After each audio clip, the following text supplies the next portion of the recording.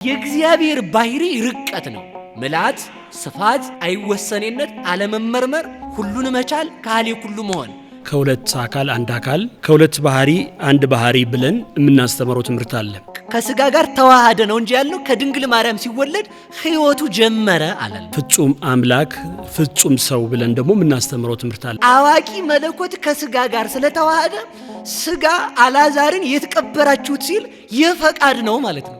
አንዳንድ ሰዎች እዚህ ጉዳይ ላይ ተደጋጋሚ ጥያቄ ሲያነሱ ይስተዋላል። እንደ አባቱ ብንሄድ አምላክነቱን እናገኛለን፣ እንደ እናቱ ብንሄድ ደግሞ ሰውነቱን እናገኛለን።